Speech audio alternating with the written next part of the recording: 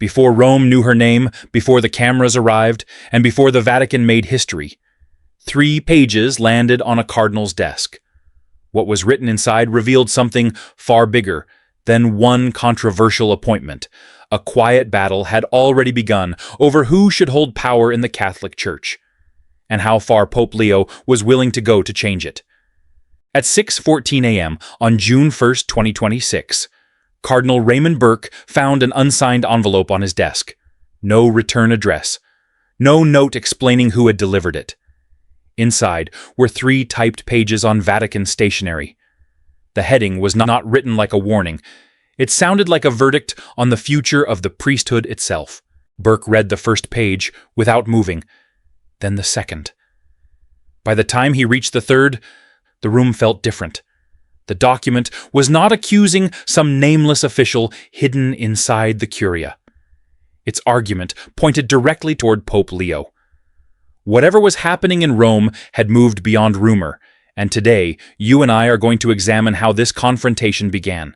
Behind closed doors at the Holy See, Leo was preparing a decision capable of unsettling an old balance of power. He intended to place one of Rome's most influential departments in the hands of Dr. Elena Moretti, a 61-year-old Italian laywoman with no religious habit, no vows, and no priestly ordination. Her story made the appointment harder to dismiss as symbolism. Moretti grew up in a working-class neighborhood of Milan. Her father delivered mail. Her mother spent 31 years teaching Sunday school. After leaving home for university, Elena built a career in European politics, advising heads of state and writing on transparency. She knew institutions, bureaucracy, public communication, and the language of modern political power. That resume was impressive, but inside parts of the Curia, the deeper concern was what her appointment could mean. The Dicastery for Communication oversees Vatican News, Vatican Radio, L'Osservatore Romano, official social media channels, and the digital machinery through which the Holy See speaks to roughly 1.3 billion Catholics. This was not merely an office that distributed announcements. It helped shape the Church's public voice. Whoever directed it would sit close to one of the Vatican's important instruments of influence. And this time, that person would be neither bishop, priest, nor nun. She would be a laywoman carrying a briefcase into a structure built for centuries around clerical authority. As Burke considered his next move, opposition was already taking shape through private meetings, discreet residences, and guarded conversations. Canon law became the public language of resistance. Yet the argument underneath it was larger. Precedent.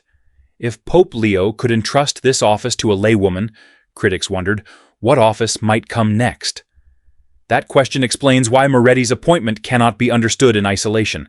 For weeks, a small circle around Leo had been developing a reorganization. There were already examples of women occupying senior Vatican roles.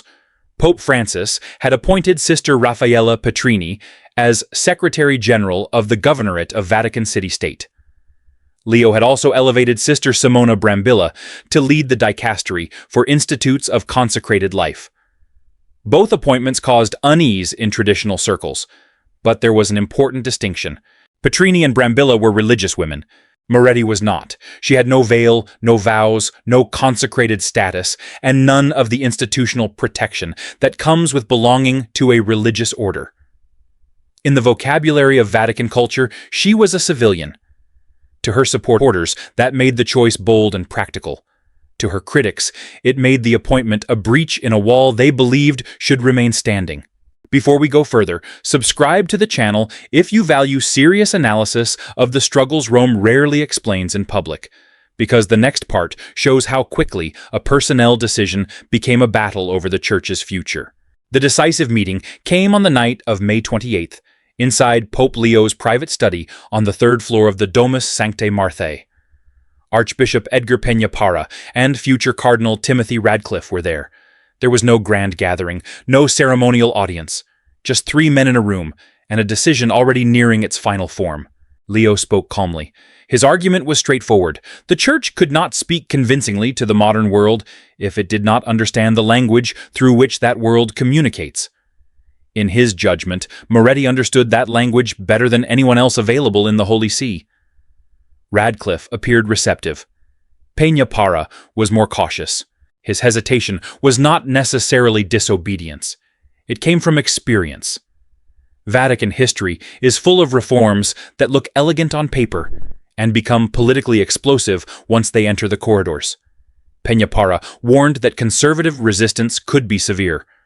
When Leo asked where it would come from, the archbishop answered plainly, "From those who believed such authority should remain with a cleric." Leo leaned back, folded his hands, and listened. He did not erupt or argue theatrically. The atmosphere was colder. By then, his decision was settled. The announcement, however, would be held for 6 days. That delay created the kind of silence Rome knows well, the silence before people begin choosing sides. On May 30th, the silence cracked. A short message reportedly moved from the Secretariat of State to a Catholic news agency reporter. "Major appointment coming, laywoman communication." That was enough. Phones began ringing across Rome.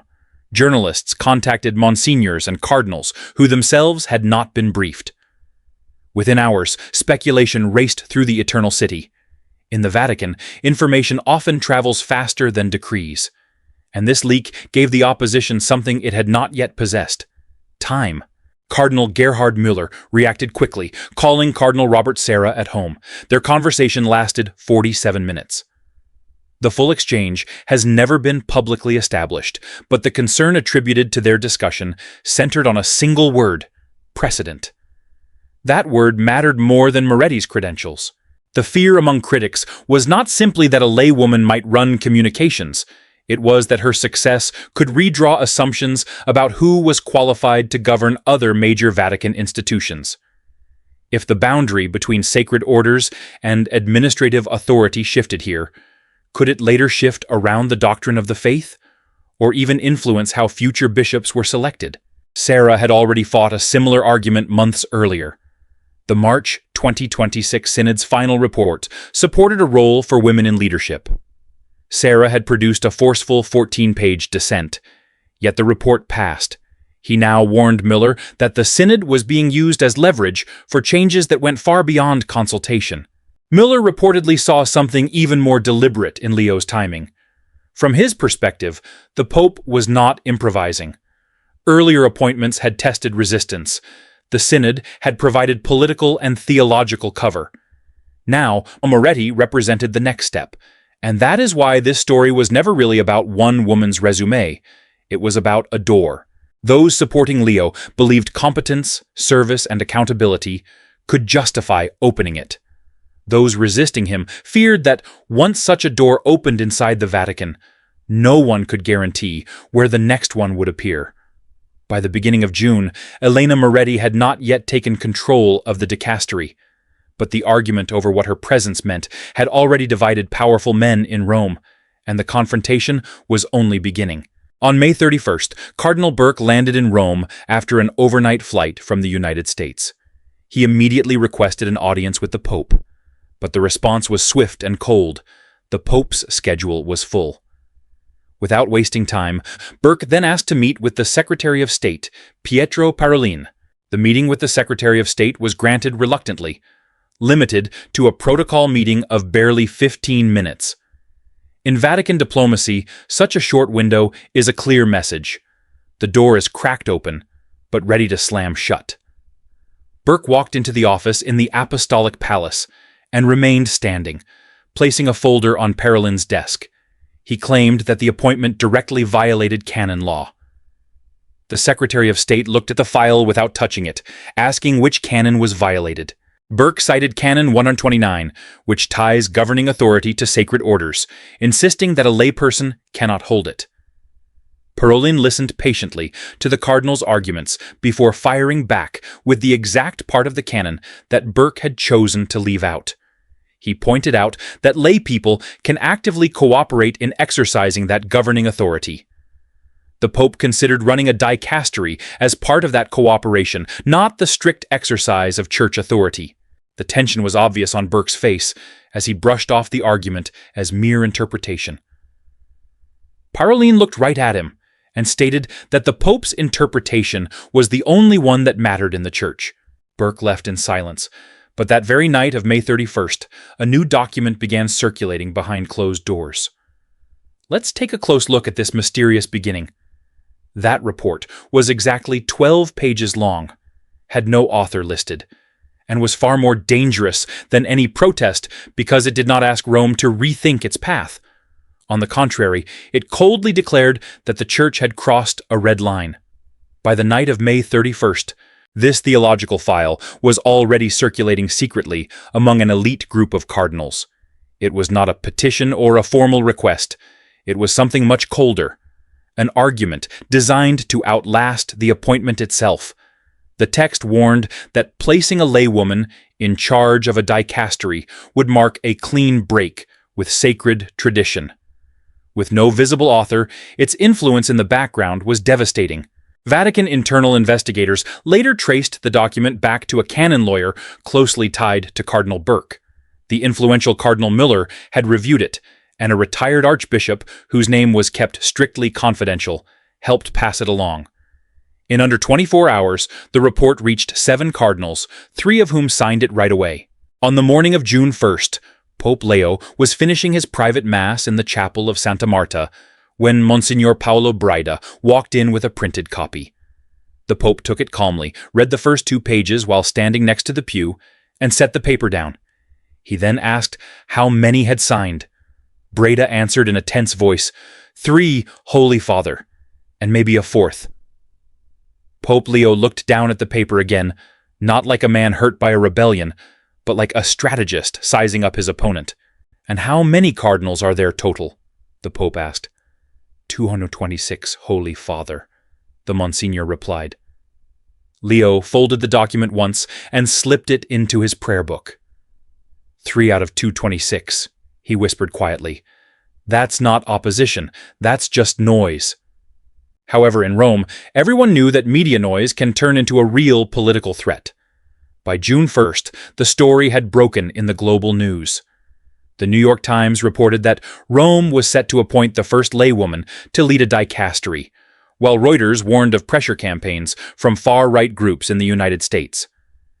In the halls of the Palazzo Pio, staffers at the Dicastery for Communication were dealing with overwhelming anxiety due to the complete lack of official confirmation. The silence only fueled an atmosphere thick with suspicion. Office doors closed much earlier than usual, and conversations stopped cold whenever certain high-ranking officials walked by. Longtime colleagues watched each other nervously before talking.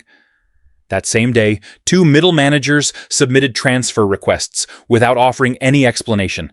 None was needed. In the Vatican, an official memo says far more than any open protest.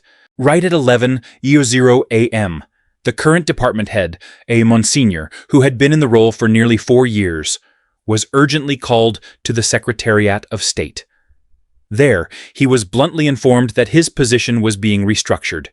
He would be reassigned as a senior advisor, effective June 3rd. The Monsignor asked a single question: is this about performance or politics? The messenger's response was completely cold. It's about the future of the Church. The priest went back to his office, closed the door, and didn't come out for the rest of the day. There were no press releases or official resignations, but everyone in the building understood that the first inside casualty of this reform had just fallen. At 7:30 that evening, Barbara Jatta asked to see Pope Leo privately. As director of the Vatican Museums, Jatta was already one of the most influential women working inside the Holy See. More importantly, she understood a kind of resistance that rarely appears in official statements. She had spent years inside an institution where opposition could remain perfectly courteous while quietly closing doors. Jatta supported Moretti's appointment. That was not why she had come. She wanted Leo to understand what the decision might cost the woman he was preparing to place at the center of the controversy. Being a woman in this institution is exhausting, she told him. Resistance does not always raise its voice. Sometimes it is silence. Sometimes you simply stop being invited into the room. Leo let her speak. Jatta explained that Moretti could face a form of isolation that was difficult to document and even harder to fight. And unlike women in religious life, Elena would not have the symbolic protection of a habit, vows, or membership in a recognized religious community. She would enter the Curia as a lay professional, which meant opponents could portray her not merely as controversial, but as someone who did not truly belong there. Leo finally asked the obvious question. "What do you suggest?" Giada's answer was immediate. Do not give her ceremonial authority. Do not place her in the office and then surround every important decision with clerical approvals. If she was going to lead, Giada argued, then she needed the same practical executive authority that would normally be given to a male prefect. The Pope was quiet for a moment. "I did not choose Dr. Moretti simply to make a statement." That sentence revealed something important. Leo did not want the appointment remembered as a symbolic gesture toward women. He wanted Moretti to be judged by whether she could actually govern. By June 2nd, there was no longer any realistic chance of containing the story. The Vatican press office released a brief announcement confirming that a historic appointment would be made the following morning. Neither Moretti nor the dicastery for communication was named. But by then, Rome hardly needed the clarification. Everyone knew. The carefully worded notice pushed the conflict into public view. Archbishop Carlo Maria Vigano, the former papal ambassador to the United States, who had been excommunicated for schism in 2024, issued a furious response. Speaking from an undisclosed location, he portrayed the coming appointment as an attack on the priesthood, and called on Catholics to resist what he described as the erosion of clerical authority. His message exploded across Catholic social media, reportedly passing 400,000 shares within 6 hours. Cardinal Burke responded differently. His language was controlled, canonical, and far less incendiary. He raised serious questions about the legal basis of the decision and appealed for consultation and further review before the appointment became official. The tone was calmer, but inside the apostolic palace, the implications were unmistakable. Around noon, Monsignor Breda brought Burke's statement to Leo, while the Pope was reviewing the final documents with Archbishop Peña. Leo stopped writing. "Cardinal Burke wants more time to reflect," he said. There was no anger in his voice. "He has had 2,000 years to reflect. We have delayed action long enough." Peña looked down at the papers and asked whether the announcement should be postponed. Leo answered immediately. No. Then he made the political logic explicit. A delay now would look less like prudence and more like retreat. The announcement would be released the next morning exactly as planned. While that confrontation was unfolding inside the Vatican, Elena Moretti was still traveling like an ordinary passenger. That night, she arrived in Rome aboard a commercial flight from Brussels. There was no official delegation waiting at the airport, no Vatican car positioned discreetly outside, and no security detail clearing a path through the terminal.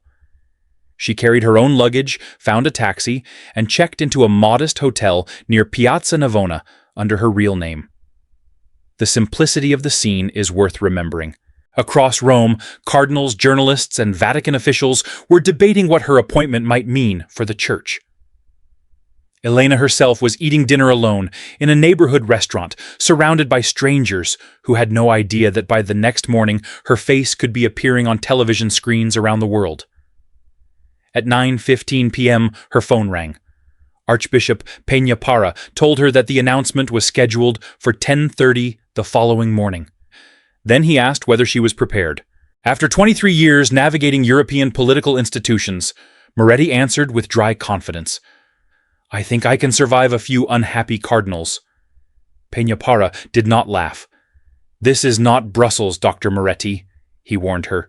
"These men do not merely write policy papers. They write about doctrine, tradition, and the Church, and many of them believe the stakes are eternal." Moretti paused. "Then I suppose I will have to let the work speak for itself." It was a quieter answer than defiance, and perhaps a more revealing one. After the call, she remained sitting on the edge of the bed. Through the window, a church dome glowed against the Roman night. For all the tension moving through Vatican offices, the city itself looked almost indifferent. Her thoughts went back to Milan and to her mother, who had taught Sunday school for 31 years before dying 3 years earlier.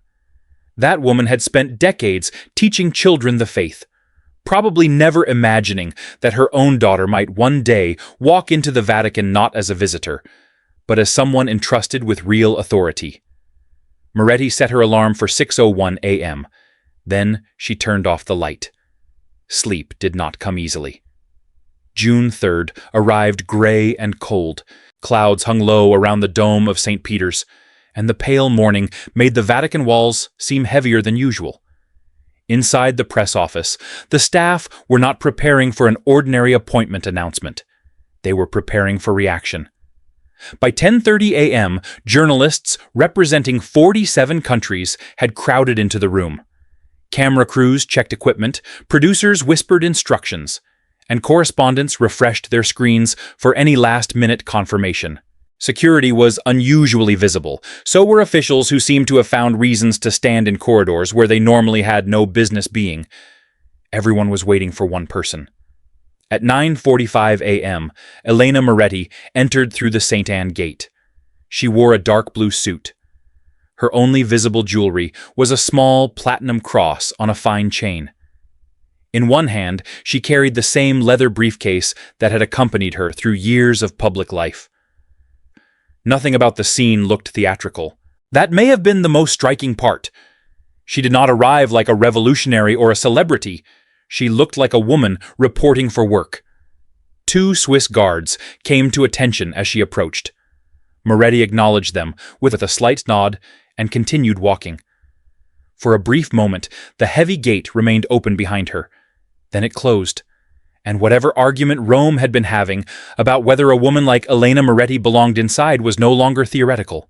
10 minutes later, at 9:55 a.m., Pope Leo walked in through a side door. Everyone in the room got the message instantly. Popes rarely make appointment announcements in person. His presence alone was a statement. The noise stopped immediately, and all cameras focused on him. Pope Leo walked up to the podium empty-handed, without any notes. He spoke for exactly 4 minutes and 12 seconds. No script, no hesitation, and no attempt to soften the weight of his words. "The Church does not belong to its clergy," he stated firmly. "It belongs to the people of God, all of them." The sheer weight of that statement stunned the crowd before anyone could even digest it. Several reporters looked up from their laptops, and others stopped typing entirely. "For too long," he continued, "we have asked women to serve the Church while denying them the authority to lead it. That ends today." After a pause, he looked directly into the cameras and announced the appointment of Dr. Elena Moretti. She is the first woman to hold this senior position, and she will take full command with complete authority, responsibility, and accountability. That's when the Pope dropped the line that shut down any future attempts to downplay his decision. "She answers to me, and I answer to God." In an instant, the room erupted into chaos. Dozens of reporters yelled out questions from every direction, while camera flashes lit up the stage. In the back, a reporter for the EWTN network packed up his notes and walked out in protest. Moretti walked up to the mic, adjusted it calmly, and waited in total silence for the noise to die down. That opening statement was her first real demonstration of leadership to everyone present. "I am not here to make history," she said firmly. "I am here to work. The Church carries the most important message in the world, and my job is to make sure humanity hears it clearly, honestly, and without filter." A reporter from La Repubblica asked if she thought her appointment was controversial. Moretti didn't need him to repeat the question, and answered calmly, "Anything worth doing creates controversy. If this were easy, it wouldn't matter." Another journalist asked about the harsh criticism raised by Cardinal Burke. Moretti tilted her head slightly, meeting the tough question head-on without letting it rattle her. "I have deep respect for Cardinal Burke, his faith, and his dedication," she said. "But mutual respect doesn't mean falling in line, and disagreement shouldn't stand in the way of getting things done." Behind her, Pope Leo gave a subtle, almost invisible nod of approval. It lasted only a second, but it said everything. By noon, the story was driving global news coverage. CNN ran breaking news alerts, the BBC aired a special package, and Al Jazeera analyzed it as a major geopolitical and religious event. In the U.S., Fox News ran a banner headline claiming the Pope was handing over power to a layperson. The Holy See released just one short official statement, but the public immediately turned it into a global referendum on the future of the faith. In Manila, Cardinal Luis Antonio Tagle praised the bold move and welcomed effective female leadership. In Buenos Aires, the Archbishop highlighted the event during his Wednesday sermon. In Lagos, the Nigerian Bishops' Conference released a statement saying they would carefully review the situation. Their formal tone was polite, but their discomfort was clear.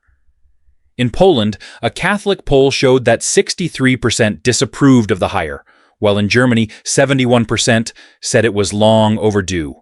The deep divide within the Curia could no longer be kept behind Vatican walls. It was out in the open worldwide. By early afternoon, the church structure was splitting apart on live TV, all centered around a woman who had been on the job for barely 3 hours. The leadership had shifted, but the fierce debate was far from over, and now it had a global audience. At noon on June 3rd, Sister Simona Brambilla entered Elena Moretti's new office on the 3rd floor of the Palazzo Pio. There was almost nothing impressive about the room yet. A plain wooden desk, 2 chairs, a crucifix on the wall, and boxes of documents stacked wherever someone had found space. Moretti had the title, but the office still looked as though it had not decided whether she belonged there. Brambilla understood that feeling better than most. She had already experienced what it meant to become the first woman to occupy a senior position in the Roman Curia. She knew the strange loneliness of receiving authority from the Pope while waiting to discover whether the institution around you would cooperate, resist, or simply pretend you were not there. "Welcome to the loneliest job in the Vatican," Brambilla said. Moretti smiled. "I thought that belonged to the Holy Father." "The world watches the Pope," Brambilla replied. "The Curia watches people like us. Sometimes that is harder." For the next half hour, Brambilla gave her 3 pieces of advice. First, never make a habit of eating alone. Learn the names of the people working under you, ask about their families, and build loyalty before you need it. Second, never lose your temper. Brambilla understood how quickly a woman's frustration could be turned into an argument against her leadership. If critics expected emotion, Moretti should answer with discipline. Third, and most important, never apologize for being there. Not in public, not privately. The moment Moretti treated her appointment as something she needed to justify personally, papal authority would begin to look like a favor rather than a decision. Moretti listened without writing anything down. She had spent 23 years surviving Brussels politics, where ambition came disguised as policy papers and carefully worded emails. Rome was different. Here, conflict could arrive with a smile, a blessing, and language polite enough to hide the knife. At 2:15 that afternoon, she entered the dicastery for communication boardroom for her first staff meeting. 43 employees sat around the long table, most of them priests. Some watched her openly. Others looked skeptical. A few avoided her eyes. Moretti took the chair at the head of the table and did not waste time introducing herself. She understood the question everyone was asking. Was she really in charge, or was she a temporary experiment Rome would quietly reverse once the controversy became inconvenient? "I want to be clear about one thing," she said. "I am not here temporarily, and I am not here as a symbol. I was appointed to lead this department, and that is what I intend to do." No one interrupted.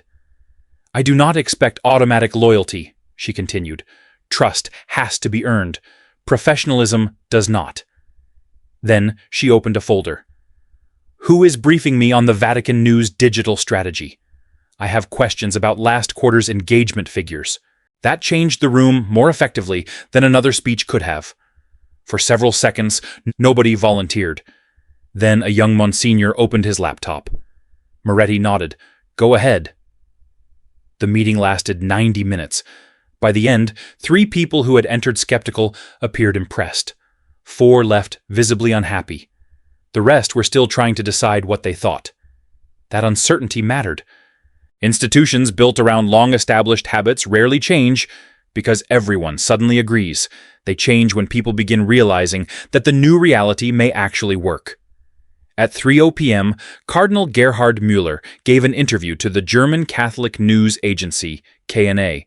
He never mentioned Moretti by name. In Rome, that can sometimes be more deliberate than mentioning someone directly. Müller spoke about the sacred character of church leadership and emphasized the unique role of ordained ministry. His language was theological rather than personal, but few listeners could miss the context. Then came the sentence that drew the most attention. When the shepherd leaves his flock, the wolves do not hesitate to enter. For Moretti's critics, it was a warning about preserving the distinction between ordained authority and administrative power. For her supporters, it sounded like something else. An indirect judgment on a woman who had been in office for only a few hours. By 4:30 p.m., the argument had moved from theological language to something uglier. An anonymous account on X posted a photograph of Moretti entering through the St. Anne Gate beneath the caption, "The woman who will destroy the Catholic Church." The post reportedly spread more than 100,000 times before being removed. Screenshots continued circulating afterward. The image mattered because it transformed an institutional dispute into something personal. Moretti was no longer simply a name inside Vatican documents. She now had a face, and that face could be praised, mocked, defended, or attacked by people who had never met her. At 6:00 p.m., Sister Raffaella Petrini called. She was not calling with congratulations. 7 cardinals are meeting tonight at Cardinal Sarah's residence near Piazza della Città Leonina, she told Moretti. The information was serious enough that Moretti immediately contacted Archbishop Peña, who passed it to the Pope. By 8 p.m., the meeting had begun. 7 cardinals gathered privately near the Vatican walls. Burke and Müller were among the leading voices, joined by 5 senior churchmen whose names were not made public. The discussion lasted 2 hours and 15 minutes. There were no cameras, no demonstrations, and no dramatic declarations from balconies. That was precisely what made the meeting important. This was organized resistance. By the time they finished, the group had settled on 3 steps. First, they would formally request an audience with Pope Leo and present their concerns directly. Second, they intended to seek a legal review through the Pontifical Council for Legislative Texts, arguing that Moretti's appointment raised serious questions about the limits of authority under canon law. The third strategy reached far beyond Rome. They would begin contacting cardinals privately across Africa, Asia, and South America, hoping to build broader resistance in regions where many church leaders remained cautious about expanding women's authority within the hierarchy. And here, the conflict changed. The goal was no longer simply to reverse one appointment overnight. Moretti was already inside the office. Instead, the opposition could contain her influence, isolate the dicastery, challenge the legal precedent, and prevent her appointment from becoming a model for future reforms. That is one of the peculiar realities of Vatican politics. A cardinal can publicly affirm loyalty to the Pope while privately opposing the direction of his government. He can describe resistance as fidelity, delay as prudence, and institutional containment as protection of tradition. So, by the end of Moretti's first day, the battle was no longer about whether she would enter the Vatican. She already had. The real question was whether the institution around her would allow her authority to become normal. When the 7 cardinals walked out of Sarah's apartment, a quiet calm settled over Rome. The streetlights around Piazza della Città Leonina lit up the stone walkways. No reporters were waiting outside, but the plan moved forward in black sedans and private calls. The appointment had survived day 1, but the real pushback was just getting started. On the morning of June 4th, Cardinal Burke officially submitted a request for a meeting with Pope Leo. This time, the request went through proper channels at the prefecture of the papal household. No press leaks, no public releases. The Pope's office responded within 2 hours, setting the private meeting for 4 p.m. in the private library of the Apostolic Palace. At that exact time, Cardinal Burke entered the papal study alone. Pope Leo was waiting for him completely by himself, with no advisors tucked into corners or secretaries watching the door to prevent witnesses who might soften the blow of what would be said inside. The tension lasted for 53 minutes, although none of what was discussed was officially made public. 2 sources close to the Pope later revealed that Burke opened the meeting by laying out canon law for 12 minutes, drawing on texts by Benedict XVI on complementarity. The cardinal spoke in a measured, rational way, showing no visible signs of hostility.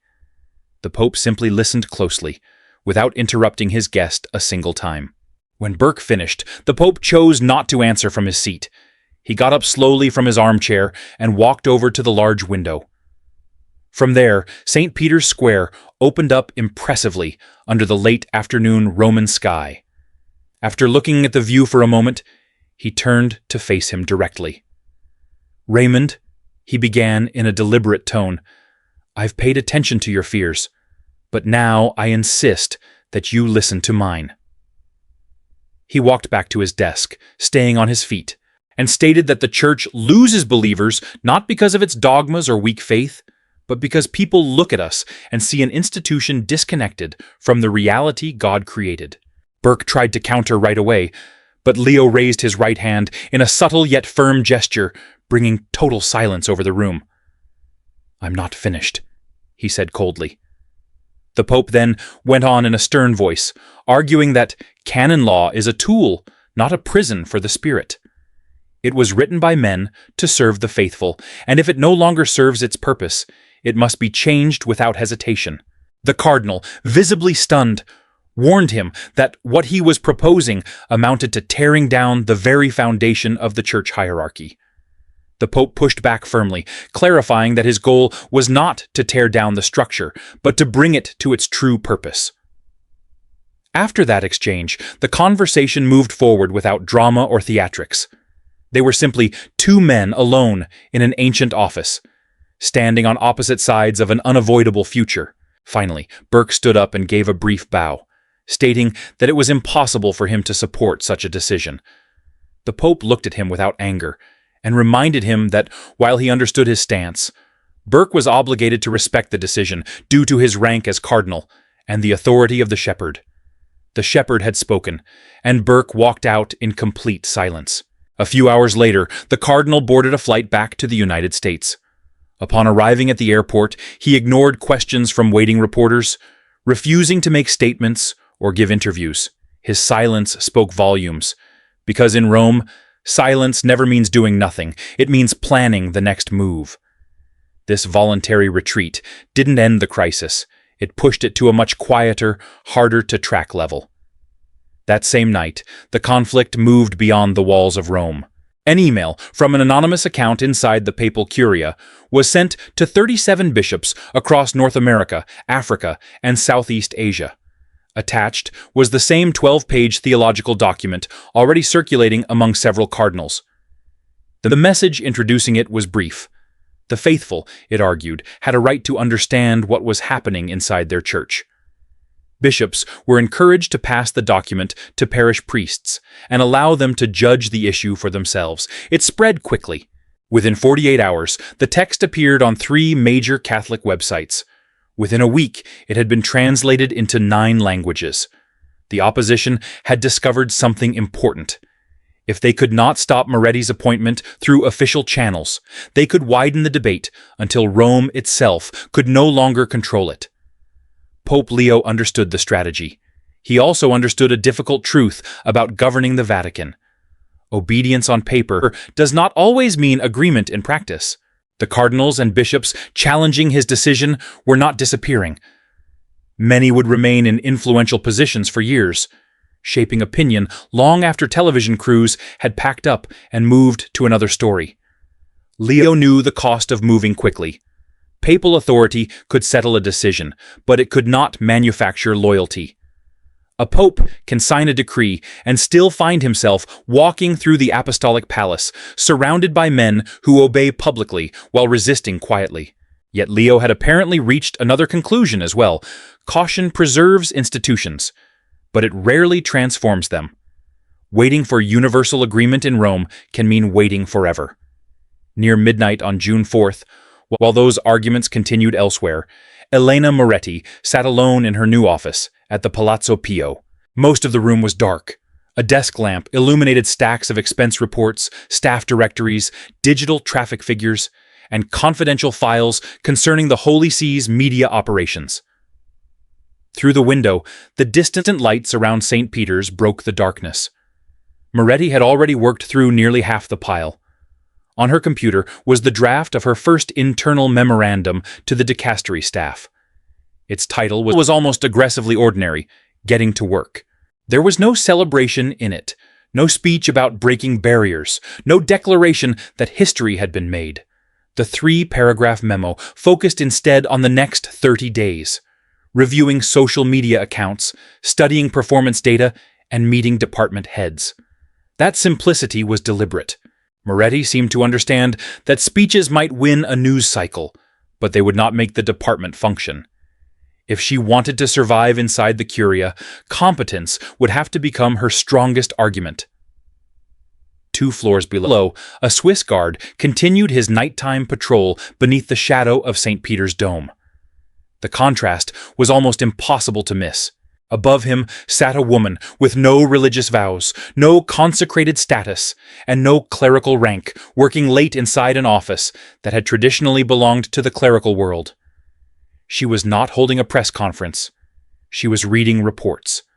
And perhaps that ordinary image was more disruptive than any slogan could have been. By the following morning, the appointment had reached parishes around the world. Priests checked headlines before Mass. Parishioners read updates at kitchen tables, Catholic schools, universities, and on phones during their morning routines. Some saw danger. Others saw political maneuvering inside the Vatican. But for many Catholics, especially women, the image carried another meaning. For generations, women had taught catechism, managed parish offices, directed schools, organized charitable work, and held local Catholic communities together without necessarily sharing in the highest levels of institutional authority. Now one of them was sitting inside the Vatican with real executive responsibility. Moretti was not being introduced as decoration. She had an office, a staff, a budget, and decisions that would move through the machinery of the Holy See. That was why the dispute could not remain limited to one appointment. If a laywoman could successfully lead communications, future debates would inevitably ask whether similar distinctions between ordination and administration should be reconsidered elsewhere. For traditionalists, that was precisely the danger. For reformers, it was precisely the point. And the distinction matters. The controversy was not simply about whether women served the church. No serious observer could deny that they already did, often in enormous numbers and with extraordinary dedication. The deeper question was whether service could also carry institutional authority. Rome's senior prelates understood that question, even when they avoided saying it publicly. Pope Leo had not demolished the clerical structure of the Church, nor had he erased the theological distinction between ordained ministry and lay service. But he had created a fact on the ground. Elena Moretti was there. Her name was on the office. Her meetings were on the calendar. Her instructions would move through official channels. And once an institution experiences something in practice, it becomes much harder to debate it as though it were merely theoretical. By the evening of June 4th, Moretti's appointment was no longer a leak, a rumor, or a threat discussed behind closed doors. She was officially prefect of the Dicastery for Communication. The theological document against her continued circulating. Cardinals continued watching Pope Leo carefully. Resistance had not disappeared. But the central fact could no longer be reversed by whispers. The door had already opened. And this time, the person walking through it was not there merely to represent change. She had come to govern.